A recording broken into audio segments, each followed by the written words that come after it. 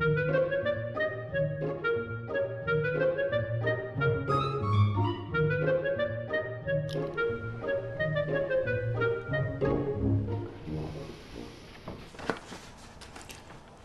klein.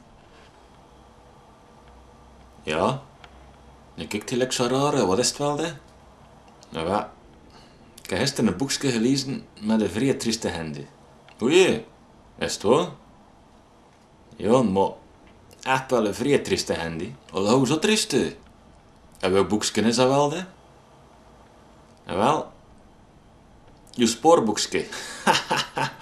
Dat doe je niet. Ja, hoe was op begin? Het is eigenlijk hier allemaal klappen, mijn portefeuille van een journalier.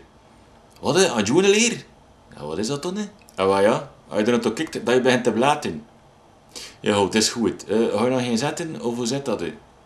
Ga je nog geen zetten, of hoe zit dat? Weer ik zeker. Ik heb vorige week nog maar een getrakteerd. Ja, en dan? Lang wind is er hier hard weg. Nee, dat is niet hierissen, dat is sunnissen. Hallo. Maar kan ik het verschil uitleggen? Ik heb vorige week een verrekijker gekocht bij een andere dan, bij Optic Sherry. Hij kost niet een kies, dus een van 200 en een van 400. Ja, een van 400 al wel een beetje meer knopjes en meer opties en dit en dat, maar je gebruikt dat toch nooit. Dus ik heb die gepakt van 200 euro. Je kan er even goed mee zien.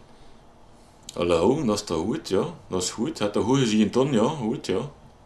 Maar, wat ga je eigenlijk doen met een verrekijker?